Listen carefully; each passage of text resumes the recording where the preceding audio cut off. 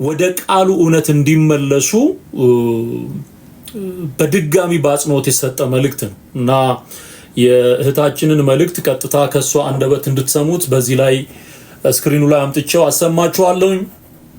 እግዚአብሔር የተመሰገነ ይሁን። መዳን በሌላ በማንም የለም፣ እንድንበት ዘንድ የሚገባ ለሰው ልጆች የተሰጠ ብቸኛ ስም ኢየሱስ የሚለው ስም ነው። ሃሌሉያ ሃሌሉያ ሃሌሉያ። ስለዚህ የእግዚአብሔር ቃል ሰምተን የምንድንበት የምንለወጥበት ወደ እግዚአብሔር መንግስት የምንገባበት ምክንያቱም ያው እምነት ከመስማት ስለሆነ ማለት ነው። እሱን ተከትሎ ማሰማችሁ መልእክት አለ። ሁላችሁም ሼር ታደርጉታላችሁ። ቀጥታ ወደ እህታችን ዘማሪት አስቴር አበበ መልእክት እንሄዳለን ማለት ነው። ክብር ለእግዚአብሔር ይሁን። ልጁ ኢየሱስ አለ ያፈቀራችኋል። በኦርቶዶክስ ያላችሁ የተለያዩ መጽሐፍቶችን የምታነቡ የተለያየ የገድል መጽሐፍቶችን የምታነቡ ገድል ውስጥ እግዚአብሔር የለም። ገድል ውስጥ ታሪክ ነው ያለው። እዚህ ውስጥ እግዚአብሔር አለ፣ ልጁ ኢየሱስ አለ። በኦርቶዶክስ ያላችሁ የተለያዩ መጽሐፍቶችን የምታነቡ የተለያየ የገድል መጽሐፍቶችን የምታነቡ ገድል ውስጥ እግዚአብሔር የለም። ገድል ውስጥ ታሪክ ነው ያለው። እዚህ ውስጥ እግዚአብሔር አለ፣ ልጁ ኢየሱስ አለ፣ ያፈቀራችሁ አለ፣ የወደዳችሁ አለ፣ እግዚአብሔር አለ፣ እዚህ ውስጥ አለ። እግዚአብሔር ምስክሬ ነው። ይህን ያነበባችሁ ራሱን አይሰውርም። እግዚአብሔር አሜን። ከቃሉ በስተጀርባ የሚሰራ አምላክ ነው። በነውጥ ውስጥ ሰላምን የሚሰጥ በከበባ ውስጥ ሰላምን የሚሰጥ የሚያሳርፍ ጥያቄው እንዳለ ችግሩ እንዳለ ሆኖ ባላችሁበት ሁኔታ ራሱን ነው የሚሰጣችሁ። አይገርምም? እሱ እንደሰው አይደለም። እንጀራን ሰጥቶ ብቻ ዞር አይልም። ራሱን ነው የሚሰጣችሁ። ሃሌሉያ። እግዚአብሔር ምስክሬ ነው። ዘፍጥረት ብላችሁ ጀምሩ። በኦርቶዶክስ እምነት ያላችሁ፣ በካቶሊክ ያላችሁ፣ በተሐድሶ ያላችሁ፣ በጴንጤዎችም እኛ ራሳችን ጴንጤ እንደኔ ያላችሁ ቃሉን እናንሳ በኢየሱስ ክርስቶስ ስም። ስለ ሁሉም ነው ለይቼ አልመጣሁም። እዚህ ውስጥ አለ። ይህን ስናነብ ጌታን እናገኘዋለን። ይህን ስናነብ ኢየሱስ እናገኘዋለን። ይህን ስታነቡ እራሳችሁን ማለ የማንነት ጥያቄ ብዙ የማንነት ጥያቄ እዚህ ውስጥ አለ።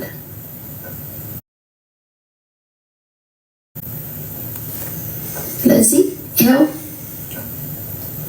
ወደ ቃሉ ነው። ዘፍጥረት ብላችሁ ጀምሩ። ቸርች ልንመላለስ እንችላለን። የፕሮቴስታንት እምነት ተከታዮች ቸርች ልንሄድ እንችላለን። እሑድ በሳምንት 3 ቀን ልንሄድ እንችላለን። ኦርቶዶክስ እምነት ተከታዮች በየጠዋቱ 7 days a week ልትሄዱ ትችላላችሁ። በቀን 2 ልትሄዱ ትችላላችሁ። ይህን ካላነሳችሁ ባዶ ናችሁ። በቃ ክርስቲያኖች ጴንጤ ነን ምንል ይህን ካላነሳን ባዶ። ሙስሊሞችም ወንድሞቼ እና እህቶቼ ይህንን እናንሳ። ከአዲስ ውስጥ ያለን ይህን እናንሳ። በቃ ምንም የዓለም ሕዝብ ሁሉ ኢየሱስ ያለው እዚህ ውስጥ ነው። አዳኙ ያለው እዚህ ውስጥ ነው። ፍቅሩ ያለው እዚህ ውስጥ ነው። ትህትናው ያለው እዚህ ጋር ነው። ትዕግስቱ ያለው እዚህ ጋር ነው። መቻሉ ያለው ነገ ምንድነው የሚሆነው? ነገ የሚሆነው? ይሄ ዘመን ዘመኑ እዚህ ውስጥ አለ። ዘመኑ እዚህ ውስጥ አለ። እግዚአብሔር ግራ በማጋባት የሚታወቅ አምላክ አይደለም። በኦርቶዶክስ ያላችሁ የተለያዩ መጽሐፍቶችን የምታነቡ የተለያየ የገድል መጽሐፍቶችን የምታነቡ ገድል ውስጥ እግዚአብሔር የለም። ገድል ውስጥ ታሪክ ነው ያለው። እዚህ ውስጥ እግዚአብሔር አለ። አሜን። ጌታ ኢየሱስ ዘመንሽን ይባርክ። ምንድነው እንግዲህ አጠቃላይ መልእክቱ መጽሐፍ ቅዱስን ሰዎች ሁሉ ማንበብ አለባቸው። የእግዚአብሔር ቃል መጠናት አለበት። የእግዚአብሔር ቃል መገለጥ አለበት። ያለ እግዚአብሔር ቃል እውነትና ዕውቀት የሚመላለስ ጴንጤም ተሐድሶም ኦርቶዶክስም ካቶሊክም ሁሉም ወደ እግዚአብሔር ቃል እውነት መመለስ አለበት። ይህ የእግዚአብሔር ቃል እውነት ነው፣ ቃልህ እውነት ነው ይላል መጽሐፍ። ቃልህ እውነት ነው። የእግዚአብሔር ቃል እውነት ነው። ሃሌሉያ። ይሄ መጽሐፍ ሲገለጥ የእግዚአብሔር ቃል እውነት ሲገለጥ ሐሰት መድረሻ ያጣል። ሐሰት መድረሻ ያጣል። ተረት መድረሻ ያጣል። ማለቂያ የሌለው የትውልዶች ታሪክ መድረሻ ያጣል። የሚገርማችሁ በሐዋርያት ሥራ ላይ የቤሪያ ሰዎች ልበሰፊዎች ነበሩ ተብሎ ተጽፏል። የቤሪያ ሰዎች ልበሰፊዎች ነበሩ። ምንድነው ልበሰፊ ያደረጋቸው ስንል የእግዚአብሔርን ቃል የመመርመር ችሎታቸውና ፍላጎታቸው ሃይ ነበር። ቅዱሳት መጻሕፍትን በማገላበጥ የሚሰሙትን ነገር ሁሉ ከእግዚአብሔር ቃል ጋር በማስተያየት ነበር የሚሰሙት የሚያደምጡት። እነማ የቤሪያ ሰዎች የቤሪያ ሰዎች። እኛ ልንቀስም የሚገባን እንዲህ አይነቱን ትጋት ነው። እንዲህ አይነቱን ትጋት ነው። ሃሌሉያ። ጥቅሱን ላውጣላችሁ።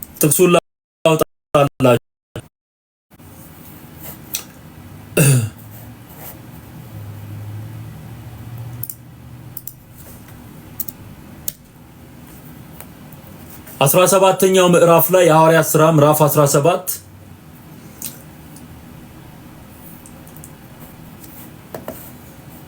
ስለ ቤሪያ ሰዎች የእግዚአብሔርን ቃል እንዴት ባለ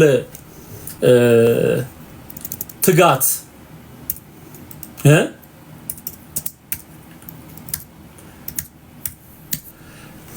ያነቡና ያጠኑ እንደነበረ መጽሐፍ ቅዱስ ያስነብበናል። የሐዋርያት ሥራ ላይ ምዕራፍ 17 ላይ ስታነቡ ልበሰፊዎች ነበሩ።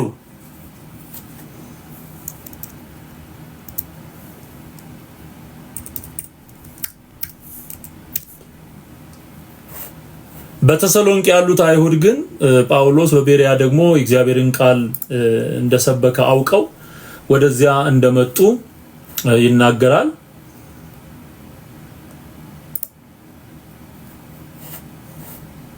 እሺ አትጻፉልኝ፣ አስተያየት ምናምን አትጻፉልኝ፣ ይሄ የሚረብሽ ነገር አትጻፉልኝ። እሺ የሚጠቅም ነገር ከሆነ ነው ሼር የምታደርጉኝ፣ የሚጠቅም ነገር ከሆነ ነው። እና የቤሪያ ሰዎች ምን አይነት ባህሪ ነው የነበራቸው? የእግዚአብሔርን ቃል የመመርመር የማጥናት ቅዱሳት መጻሕፍት ልክ ጢሞቴዎስን ሐዋርያው ጳውሎስ እንደሚለው ከልጅነትህ ጀምሮ የመዳንን ጥበብ ሊሰጡ የሚችሉ መጻሕፍትን አውቀሃል ነው የሚለው። አውቀሃል የሚያውቀው የመዳንን ጥበብ ሊሰጡ የሚችሉ መጻሕፍትን። በነገራችን ላይ ብሉይ ኪዳን ላይ ኢየሱስ ተተርኳል። በትንቢት በሕግ በነቢያትና በመዝሙራት መጻሕፍት ስለ ኢየሱስ የተነገሩት ነገሮች በሙሉ ምን ሆነዋል? ተፈጽሟል። የሉቃስ ወንጌል ምዕራፍ 24 ላይ እነዚህ ሁሉ በሕግ በነቢያትና በመዝሙራት መጻሕፍት ስለኔ የተባለው ይፈጸም ዘንድ ግድ ነው ብሎ ለሐዋርያቱ ልባቸውን ከፍቶ ሲያስረዳቸው እንመለከታለን። ስለዚህ የመዳን ጥበብ ሊሰጡ የሚችሉ መጻሕፍት ናቸው የብሉይ ኪዳን መጻሕፍት። በዚህ በ66ቱ መጽሐፍ ቅዱስ ውስጥ የምናገኛቸው መጽሐፍት የመዳንን ጥበብ የሚሰጡ ናቸው። ወደ አዲስ ኪዳን መጽሐፍ ስንመጣ ደግሞ በብሉይ ይወለዳል የተባለው ተወልዶ እናገኛለን። ይጠመቃል የተባለው ተጠምቆ እናየዋለን። ይሰቀላል የተባለው ተሰቅሎ እናየዋለን። ይሞታል የተባለው ኢየሱስ ሲሞትልን እንመለከታለን። ይነሳል የተባለው ጌታ ኢየሱስ ተነስቶ እንመለከተዋለን። ማረጉን ዳግመኛ መምጣቱን ጭምር የሚናገሩ መጻሕፍት ናቸው።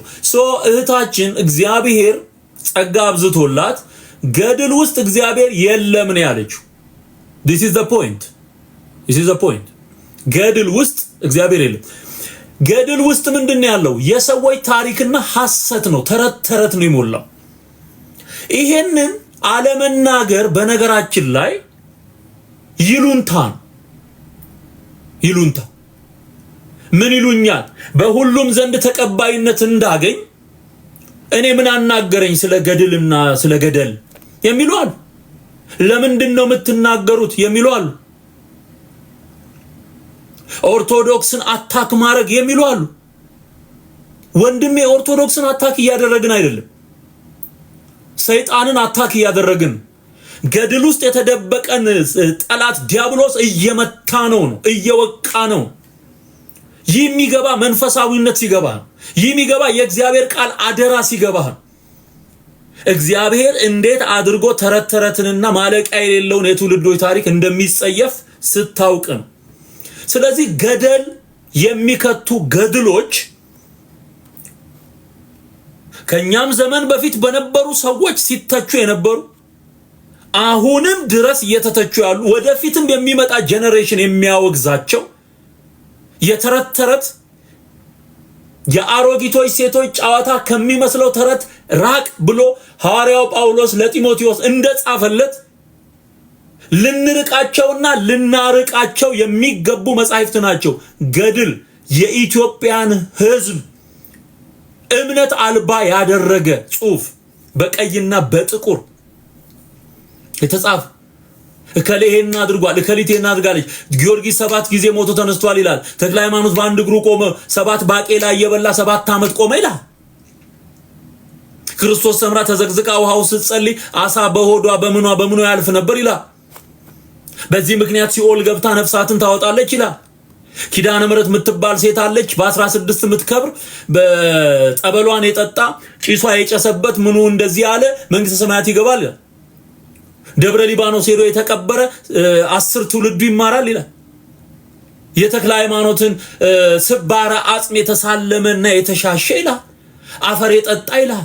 የመቃብር አፈር የተቀባ ይላል። ከሱ አልፎ ተርፎ ገድል የተጻፈለት ሰይጣን አለ ኢትዮጵያ ውስጥ።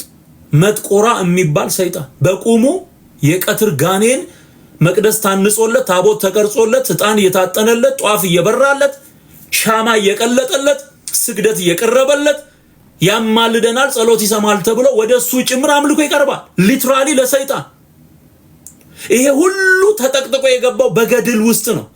ህዝብ ገደል የጨመሩት ገድል እያሉን ይህንን መረዳትና ለህዝባችን ማስረዳት ኃላፊነት የሚሰማው ሰው ግዴታ ኃላፊነት የሚሰማው ሰው ይህንን ያንተ ወንጌል ይህን ማያወግዝ ከሆነ የቱ ላይ ነው ወንጌል እየሰበከ ያለው? ጣዖትን ጣዖት ካላል፣ ሐሰትን ሐሰት ካላል፣ ገድልን የስዕል አምልኮን የቅርጻ ቅርጽ አምልኮን ኢትዮጵያን ምድር ያስረገሙ የአማልክትን ብዛት ካልተቃወምክ በሰላማዊ መንገድ ሄደ ተደባደብና ቅደድ ያለ የለም። ወንጌል ስትሰብክ መኮነን አለብህ። ተጠንቅቀህና ተሸማቀ ሱፍህን አስተካክለ ሳትተች ለምን ትኖራለህ? ለምን ይወቅስሃል? እግዚአብሔር በፍርድ ቀን በበጎችና በበጎች መካከል የሚፈርድበት ቀን አለ። ጌታ ኢየሱስ የሚፈርድበት ቀን አለ። ካገለገልን በትክክል ህዝባችንን ነፃ ለማውጣት በፍቅር እውነትን ደግሞ በመግለጥ የሚገርማችሁ የዮሐንስ መልእክት ላይ አንደኛ ዮሐንስ መልእክት ላይ ስታጠኑ ምዕራፍ ሁለተኛ ዮሐንስ ሶስተኛ ዮሐንስ ፍቅርንና እውነትን አብሮ አያይዞ ነው ዮሐንስ የሚጽፈው። እውነት ያለ ፍቅር አይሆንም፣ ፍቅርም ያለ እውነት አይሆንም። እከሌን ወደዋለሁ ምትል ከሆነ የምትወደውን ሰውዬ እንዲድን የምትፈልግ ከሆነ እውነትን መግለጥ አለብህ። እውነቱ ምንድነው? ገድል ውስጥ እግዚአብሔር የለም።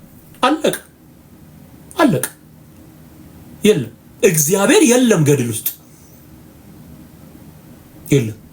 ተረት ነው፣ ውሸት ደግሞ ማያድኑ አማልክት ናቸው።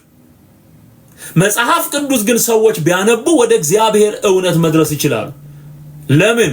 እምነት ከመስማት ነው፣ መስማትም በእግዚአብሔር ቃል። ሮሜ ምዕራፍ 10 ቁጥር 17 ላይ እምነት ከመስማት ነው ይላል። አውጡልኝ ጥቅሱን። እምነት ከመስማት ሰውየው የእግዚአብሔርን ቃል ካልሰማ ካላነበበ ገድሉን ትቶ እውነተኛውን የእግዚአብሔርን ቃል መጽሐፍ ቅዱስን ገልጦ ማንበብ ካልቻለ እንዴት ነው ወደ እውነት መምጣት የሚችል? እንዴት?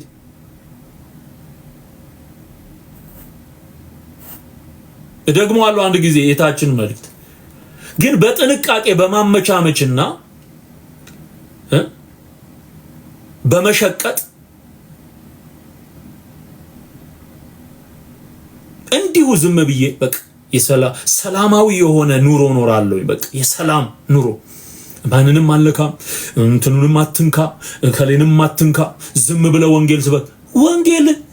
ወንጌል ሐሰትን ሐሰት የሚል እውነት ነው። ወንጌል ማለት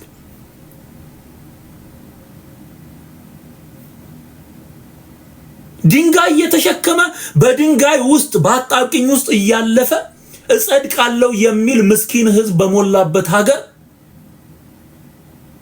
ይሄንን እውነት ገልጠ ካልነገርከው በመንፋቀቅ አይዳንም።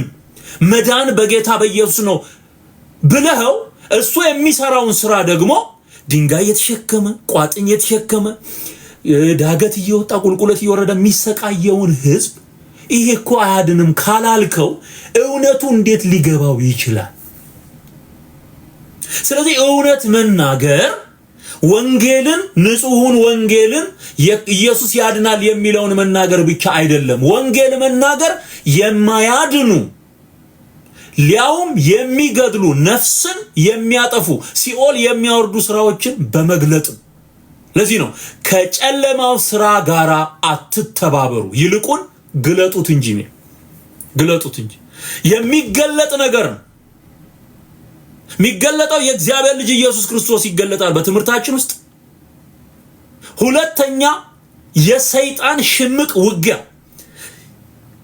ይሄ በዘመናት መካከል መደበቂያና ዋሻ አድርጎት የኖረውን ሃይማኖታዊ ካባ በመግፈፍ ሰዎች ከዛ ውስጥ ነፃ እንዲወጡ መንገር ነው። እውነት ይህ ነው። እውነት ሐሰትን በመኮነን ይገለጣል። እውነትን በመናገር ይገለጣል። This is the way to teach our people. There is no another way. No. ለዚህ ነው እግዚአብሔር አስታጥቆ ከዛው ቤት ውስጥ ለዘመናት ስጮኸው የነበርኩትን ነገር ያንኑ ግዕዝ፣ ያንኑ ቅዳሴ፣ ያንኑ ሰዓታት፣ ያንኑ መዋስት፣ ያንኑ ዝማሬ በሙሉ የድግምቱን መጽሐፍ በሙሉ ያነበብኩትን በሙሉ አብርቶልኝ በእውነት እርቃኑን አስቀርቶ አሳይቶኝ ህዝብ እያገለገልኩ ያለሁት ለዚህ በቃ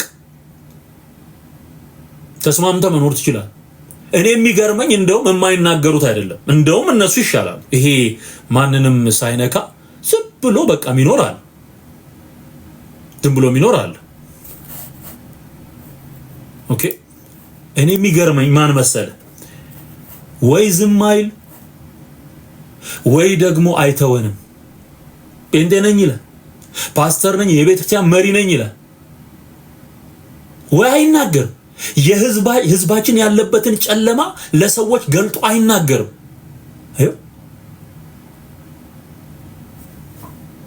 ከጨለማ ስራ ጋር አትተባበሩ። በነገራችን ላይ ዝምታ የመተባበር አንዱ መንገድ ነው። ይሄ ለጴንጤ ነው ዛሬ እንደውም መልእክቱ። ዝምታ ጓደኛሽ ገዳም የምትሄድ ጓደኛ ካለችሽ ይሄ ሁሉ ጊዜ እየተመላለሰች አንዲት ቃል አትናገሪም አንቺ በቃ በኑሮ አሳያለሁ ስለ ሃይማኖት ጉዳይ አናነሳ ምናምን ብለሽ ተመቻምቸሽ ጓደኝነት ፕሮቴክት ለማድረግ የማይጠቅም የማይረባ ጓደኝነት ፕሮቴክት ለማድረግ ለልጅቷ እውነትን ሳትገልጭ ወይም ደግሞ አንተ ወንድ ከሆንክ ደግሞ ለወንድ ጓደኛ አብሮ አደግህ ትምህርት ቤት አብረህ ትሄዳለህ፣ ኮሌጅ ቢሆን አብረህ ትሄዳለህ፣ ኳስ ቢሆን አብረህ ታያለህ፣ ግን ህይወትን አትነግረውም። እንዲህ አይነት ክርስትና የለም። ከጨለማው ስራ ጋር መተባበር ማለት ነው። ይሄ ይልቁን ግለጡት እንጂ መግለጥ ክርስትና መግለጥ ባይዘው ተመቻምቾም ይኖረዋል። እነዚህ አንድ ይሄ ስህተት ነው፣ ራሱ ነው የቻለ ስህተት ነው። አልናገርም። ኦርቶዶክስ ያለባትን ስህተት አልናገርም። ካቶሊኩ ያለበትን ስህተት አልናገርም። ሙስሊሙ ያለበትን ስህተት አልናገርም። ራሱ ጴንጤ ያለበትን ስህተት አልናገርም ብሎ ዝም ብሎ መኖር ከዛ ኃጢአት ጋራ መስማማት ማለት ነው። አንደኛ እሱ የባሰውና የሚያስጠላው የሚያስቀይመው ግን በየሚዲያው ባላንስ ለማድረግ የሚወጡ በጥቃቅንና በአነስተኛ የተደራጁ አደራዳሪዎች ፓስተሮች አሉ። አደራዳሪ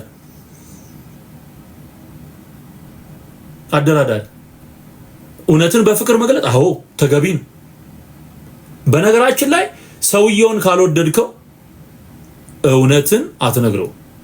የምትወደው ከሆነ ኢየሱስን ልትነግረው ይገባል። በቃ ተክለ ሃይማኖት አያድንም በል፣ ኡራኤል፣ ሩፋኤል፣ ሚካኤል፣ ገብርኤል አያድኑም በል። መዳን በሌላ በማንም የለም ነው የሚለው። አሁን ቃሉ ይደራደራሉ? አይደራደርም። የእግዚአብሔር ቃል ያመቻምቻል ወይ? በጭራሽ። ገድል ውስጥ እግዚአብሔር የለም። 4 ነጥብ። ማለቂያ የሌለው የትውልዶች ታሪክ ማለት ነው። ተዛ ይወጣና ቢቻላችሁ ከሰው ሁሉ ጋራ በሰላም ኑሩ ስለሚል ሌሎች ሃይማኖቶችን ባለመንካት በዝግታ በቀስታ ምናምን የሚላል አሳምሮ በጨዋታ። አንዳንዱ ደግሞ አለ እንዴት ኦርቶዶክስ እናት ቤተክርስቲያንን እንዴት ትነካላችሁ የሚል ጸጉሩ አልቋል፣ ሞራሉ አልቋል። ይሄ ለእግዚአብሔር የነበረው ታማኝነት አልቋል። ፌድ አድርጎ ወጥቶ ባላንስ ለማድረግ ነው የሚሰራው። ባላንስ ለማድረግ እንዴት ትነካለች ይላል። በቃ ኦርቶዶክስን ውስጧ ያለውን ጠላት የተጠቀመበትን ምሽግ ማፍረስ፣ ሐሰቱን ማፍረስ ሃይማኖቱን ማፍረስ አይደለም። ሃይማኖቱማ እንዲህ አልነበረም። ሊስን ማን ይናገር የነበረ ማን ያርዳ የቀበረ። ሃይማኖቱ እንዲህ አልነበረም። ሲጀመር ታሪኩ ይሄ አይደለም። ከ16ኛው መቶ ክፍለ ዘመን በኋላ የመጣ ጣጣና ፈንጣጣ ነው የሞላው ምድራችን ላይ።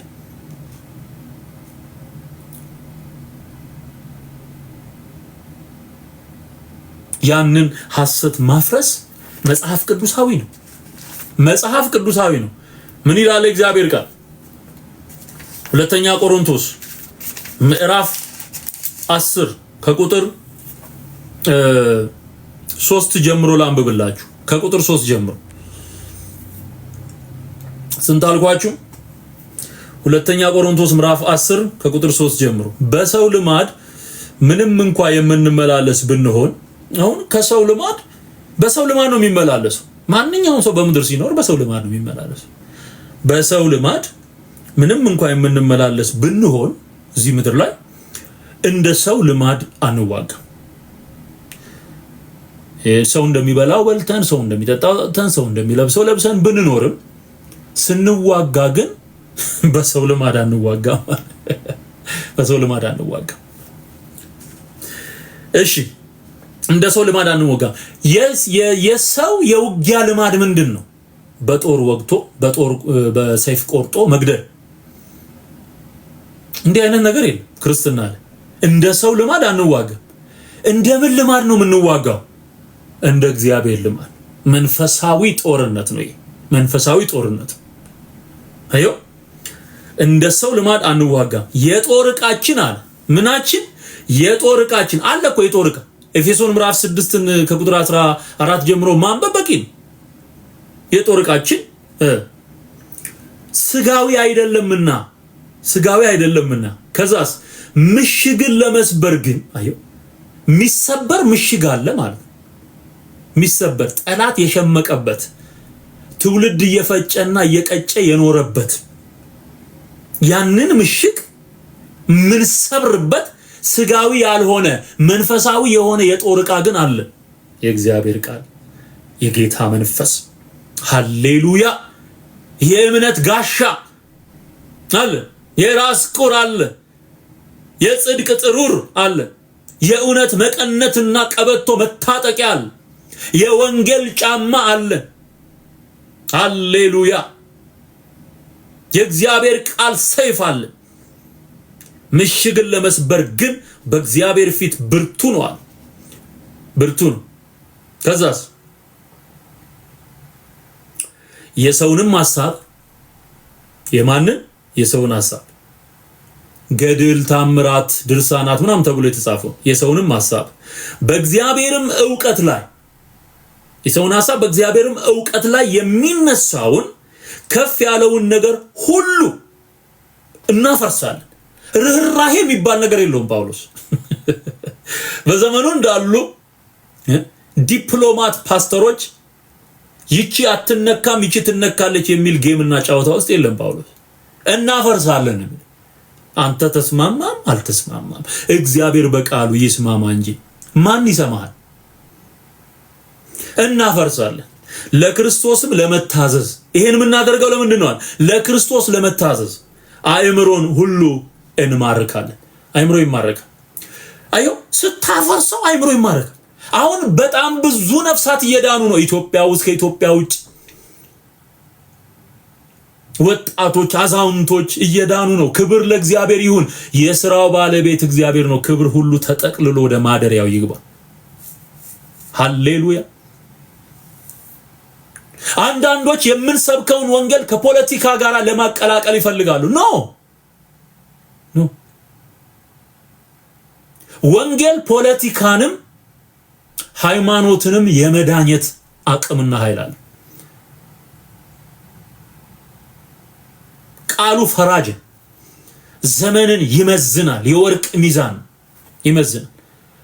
ቃሉ በመዶሻ ተመስሏል። ድንጋይን እንደሚያፈርስ እንደ መዶሻ ነው ቃል። በመዶሻ ተመስሏል። ሐሰትን የሚበላ እሳት ነው። የእግዚአብሔር ቃል በእሳት ተመስሏል።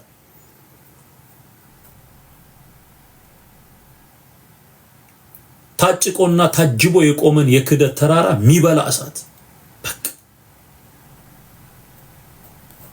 የሚጠጣ የሚያረካ ውሃ እንደ ማርና እንደ ወተት የጣፈጠ እንደሆነ ተነግሯል፣ ተመስሏል። በሚበላ በሚጠጣ ቃል ተገኝቷል፣ እኔም በልቼዋለሁ ሲል ይሁን የሚበላ ቃል ለግሮሮዬ እንደ ማር ጣፈጠኝ። ሚጣፍጥ ያፈርሳል፣ እንደ እሳት ያቃጥላል። አምነህ ስትበላው ምግብ ይሆናል፣ መንፈሳዊ ምግብ።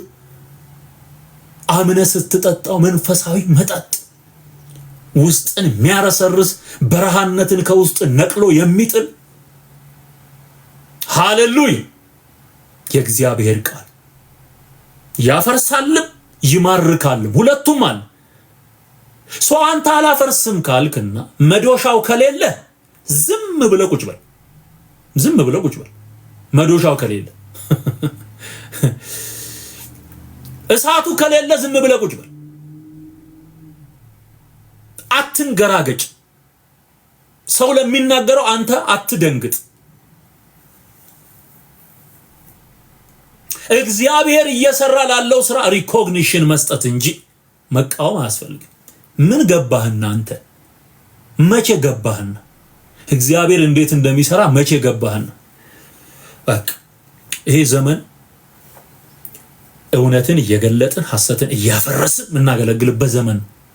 ሌላ ቾይዝ የለም። በቃ ብራዘር፣ ስንት ህዝብ ጨለማ ውስጥ እንዳለ ባወክ እዛም ይዘለውን ብቻ ከሆነ የምታየው ተሸውደሃል። በቃ ተሸውደሃል።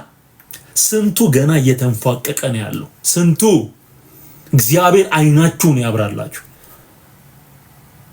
ስለዚህ እህታችንን እግዚአብሔር ይባርካት። የገባትን እውነት ተናግራለች። በቃ ቀላል አይደለም። እርግጥ ስድብ አለው፣ ትችት አለው።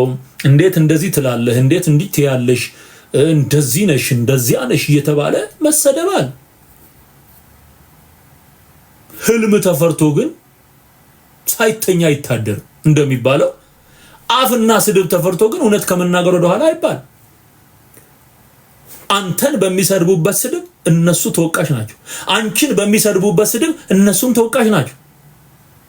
መጽሐፍ ቅዱስ ሁሉ ኃጢአትን ሰርተዋል፣ የእግዚአብሔርን ክብር ጎድሏቸዋል፣ በክርስቶስ በሆነ ቤዛነት እንዲሁ በጸጋ ይጸድቃሉ አለ እንጂ ሌላ አይነት የመጽደቂያና የመዳኛ መንገድ የለም።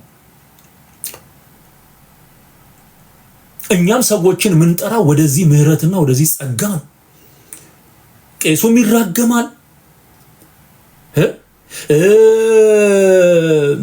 የማርያምን ፎቶ ነው ብለው የሆነ ነገር ለጥፈው ፕሮፋይል ያደረጉም ይሳደባሉ። ግን ስድብ ተፈርቶ እውነት ከመናገር ወደ ኋላ ማለት ተገቢ አይደለም። አሁን በዚህ ዘመን ምን ሌላ ሰማዕትነት አለ? እውነትን ተናገር በቃ። ሰዋት አይምት አንሰድብም። እኔ አሁን ሰው አልሰድብም። ተራ የሆነ ስድብ ካንደበቴ አይወጣም። በጌታ ፊት ነው የምናገረው።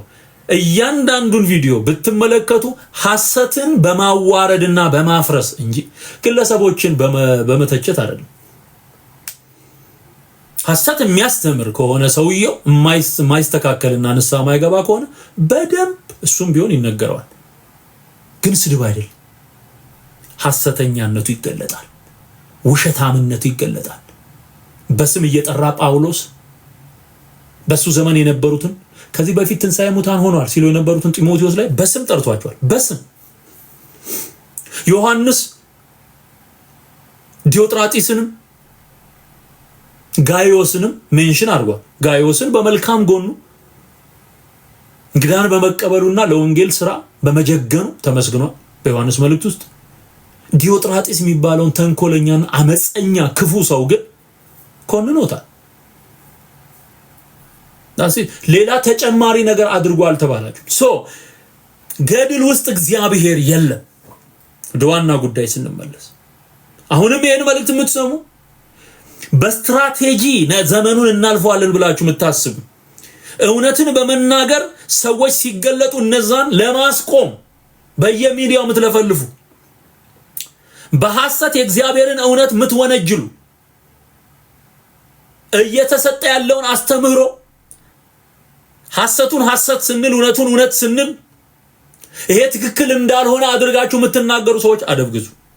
ከቻላችሁ ወደዚህ እውነት ነው፣ ካልቻላችሁ ዝም በሉ። ኦኬ፣ ካልቻላችሁ ዝም በሉ። ዝም ብሎ መቀመጥ እኮ ይሻላል። አንድ እጁን ማለት እውነቱ ይሄ።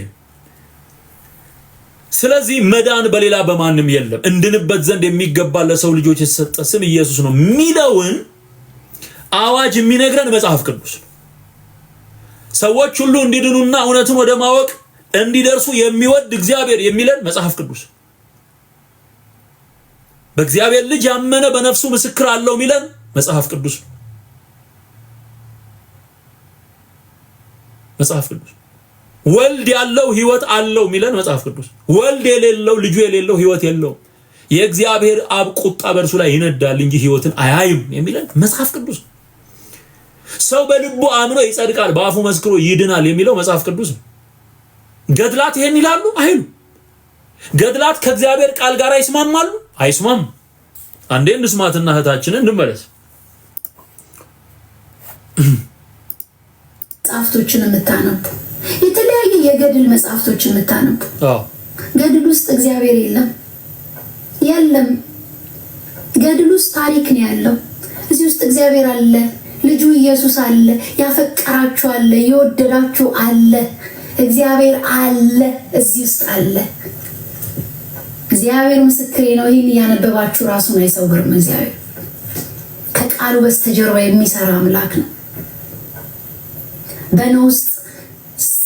በነውጥ ውስጥ ሰላምን የሚሰጥ፣ በከበባ ውስጥ ሰላምን የሚሰጥ መጽሐፍቶችን የምታነቡ የተለያየ የገድል መጽሐፍቶችን የምታነቡ ገድል ውስጥ እግዚአብሔር የለም። ገድል ውስጥ ታሪክ ነው ያለው። እዚህ ውስጥ እግዚአብሔር አለ፣ ልጁ ኢየሱስ አለ፣ ያፈቀራችሁ አለ፣ የወደዳችሁ አለ፣ እግዚአብሔር አለ፣ እዚህ ውስጥ አለ። ተባረክ። እግዚአብሔር በቃሉ ውስጥ አለ። እግዚአብሔር በቃሉ ውስጥ አለ። ገድል ውስጥ ግን እግዚአብሔር የለም። የእነሱን ጀግንነት በአንድ እግር መቆምና አሞራ አይኑን መተጠው እግሩን ቆረጠው ከሚል ትርክት ውጪ ሊያውም እግዚአብሔር የሚሰደብባቸው ናቸው አብዛኞቹ የኦርቶዶክስ የገድል መጻሕፍት።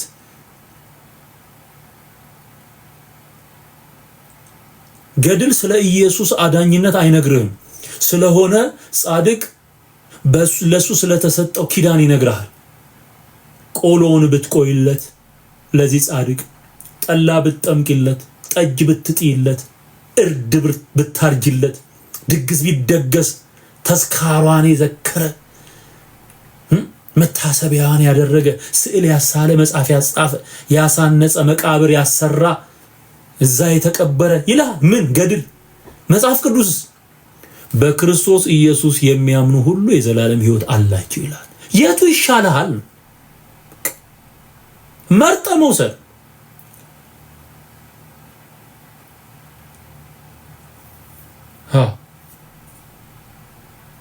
የማይሞላ የቄሶች ሆድ በመሙላት ትድናለህ ተብሎ ተነግሮት ከዚህ በፊት ነገርኳችሁ አይደል? አንድ ምሳሌ ሰሞኑ 7 ዓመት የእናቱን ተስካር በዛ በተጻፈው ገድል መሰረት እዛው ድረስ እየሄደ ገዳሙ ድረስ እየሄደ ይደግሳል።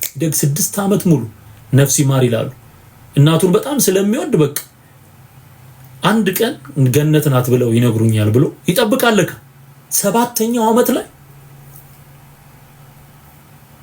ወለተ ማርያምን በልተው ጠጥተው እያገሱ የወለተ ማርያምን ነፍስ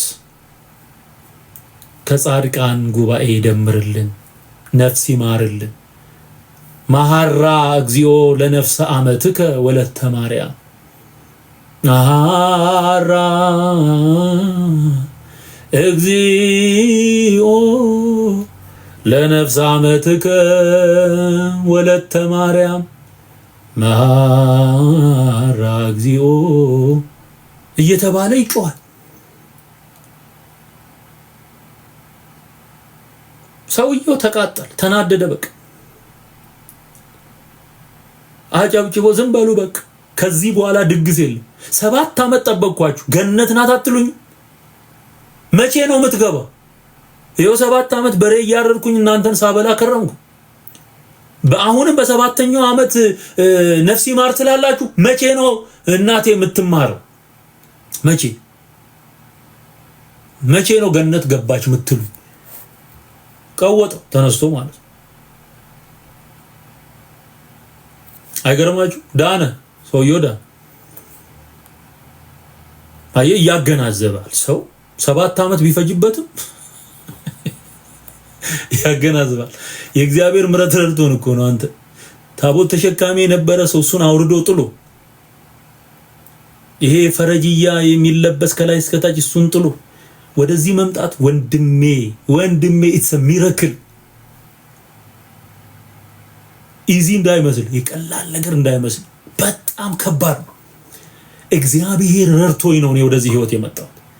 በዚህ ዘመን የዳኑ የሚያገለግሉ ከኦርቶዶክስ የወጡ ወንድሞችን ስታይ ኢትስ ኖት ኢዚ። የእግዚአብሔር የማይቋረጥ ምሕረት በእኛ ላይ ተገልጦ ሐሰትን እምቢ ብለን ወጣን እንጂ የጨለማው ትልቅነት ማመን ያቅታል። የጨለማው ጥቅጥቅነት የሚዳሰስ ጨለማ የሚዳሰስ የጥልቁ ጨለማ ማለት ከዚህ ውስጥ መውጣት ከባድ ነው። እግዚአብሔር ስለረዳን ይወጣ ነው። አሁን እዛ ያሉትን ያ ሁሉ ምስኪን ህዝብ በቃ እኔ ይገርማል። በጣም ነው መስክር ይለኛል። በቃ የእግዚአብሔር መንፈስ ያሳየኛል። በቃ ያንን ምስኪን ሚዳፋ ህዝብ በቃ ዛሬ ይችኛዋን አምላክ ይለምናል፣ ነገ እጁን እያርገፈገፈ ሌላኛዋን ይለምናል። ስዕል ሰቅሎ ይንፏቀቃል። ዳገቱን ቁልቁለቱን የሚወርደው በመኪና አደጋ የሚያልቀው በቃ በጣም ምስኪን ህዝብ ነው። ያው እግዚአብሔር ምስክሬ ነው። ሰው አይኑ ከበራለት አለመመስከር አይችልም።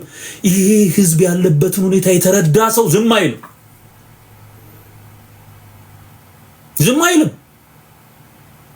መስክሩ። አሁን ሰሞኑን ወንድማችን ማነው ዘማሪ በረከት የዘመረው መዝሙር ና ወደ ኢየሱስ ነው። በቃ ይሄ ነው የሚፈልግ። ወደ ኢየሱስ ሰው መምጣት አለበት። በረሃ ለበረሃ የሚንከራተተው ህዝብ እድናለሁ ብሎ ጸድቃለሁ ብሎ ስንት ዋጋ እየከፈለ ያለው ህዝብ ወደ ጌታ መምጣት አለበት። በግልጥ መነገር አለበት። አገልጋዮች አፋቸውን ከፍተው መናገር አለባቸው። ወንጌል በየአደባባዩ መሰበክ አለበት። እየተመለከትን እያየን ያለነው በጣም በጣም ጥሩ ነገር። በአዲስ አበባም ቢሆን በክልል ከተሞች ወንጌል በነጻነት መሰበክ አለበት። ይሄ ነው ህዝባችንን ነጻ ሊያወጣ የሚችለው። ስለዚህ እህታችንም የገባትን እውነት በፍቅር መጽሐፍ ቅዱስን በማንበብ የእግዚአብሔርን ቃል በማጥናት እውነት ላይ እንዲደርሱ ጥሪ ያቀርባለች። ኦርቶዶክሳውያን ይህን መልእክት የምትሰሙ ወደ መጽሐፍ ቅዱስ እውነት ተመለሱ። ይሄ የተመረዘው መጽሐፍ ቅዱስ እንዳትይዙ። ይሄ ምንድነው የሚባለው?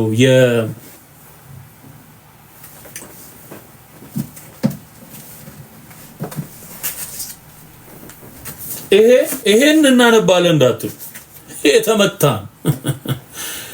ይሄን አይደለም። 66ቱ በቂ ነው። 66ቱ በቂ ነው። ይሄ በቂ ነው።